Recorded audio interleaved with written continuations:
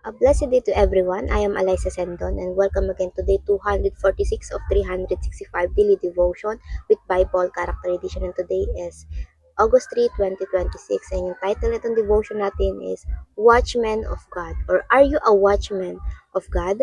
Now for our character is still si Prophet Ezekiel, and yung devotion nga natin kagahapon is we talk about God asking him to eat the scroll.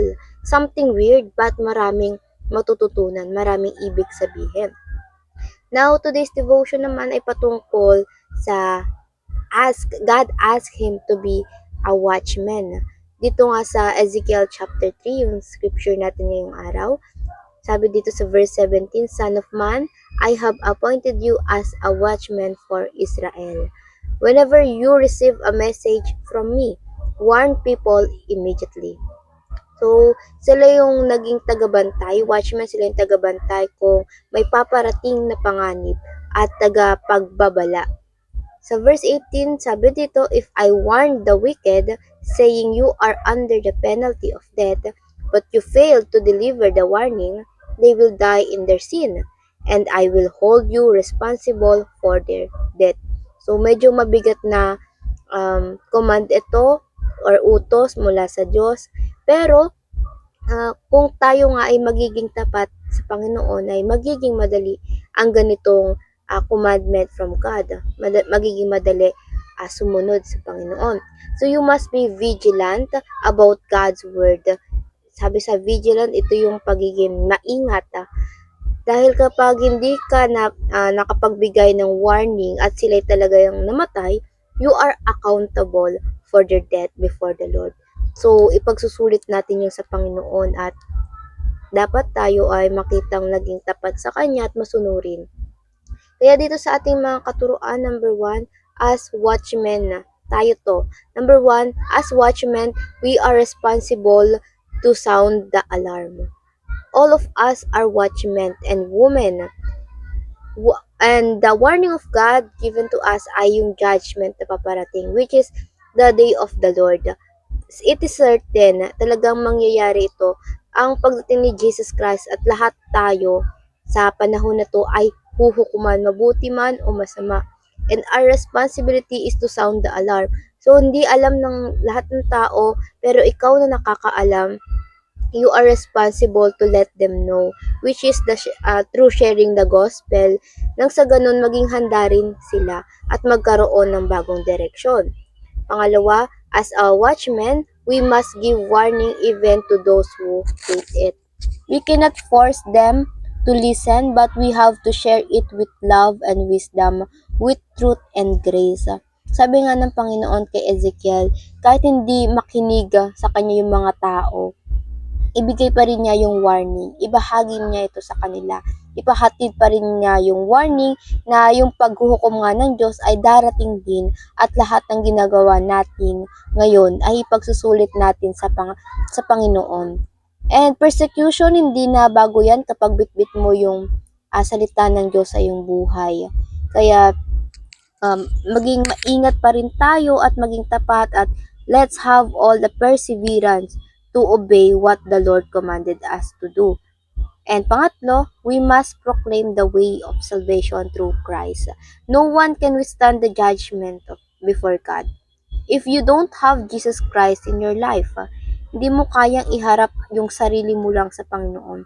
Dahil we are not holy except Christ.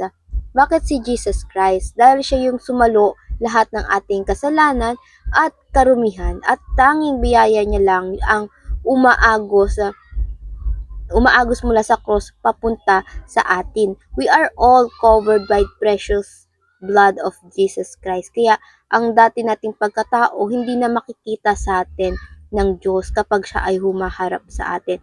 Nakikita niya yung pagmamahal sa atin ni Kristo.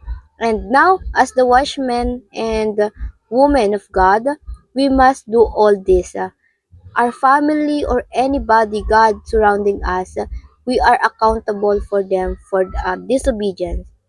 When we failed to rebuke or to correct them or to share the judgment of God to their action or decision, but hindi tayo Hindi tayo magiging accountable if sila na mismo ang hindi sumunod sa Panginoon. Their own disobedience is not our responsibility.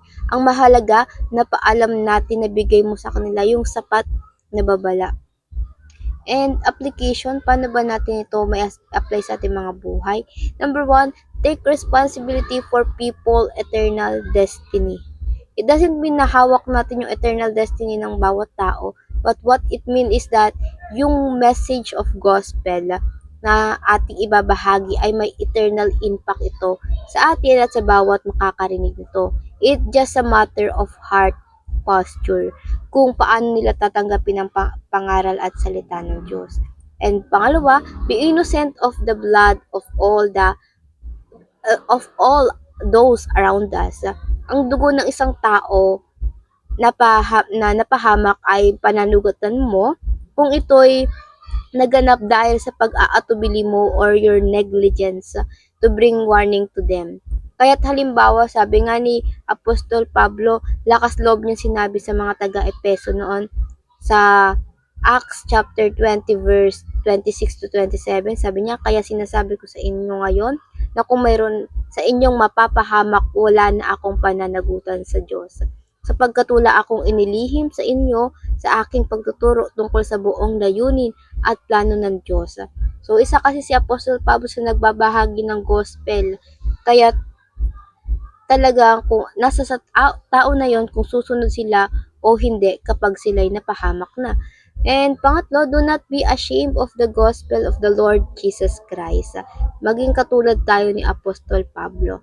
Again, we are all called to be watchmen and women, and so we are responsible for someone's life and accountable when we failed to remind them the Lord's judgment. Gospel, ito yung power of God kasi para maligtas ang iba't ibang tao, ang bawat tao.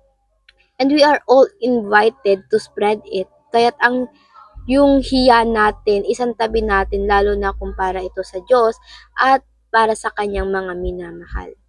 Now, para naman sa ating reflection, why are we accountable before God if we fail to warn others? And yun lang, before finally end, let's have a short closing prayer. And let's pray, everybody.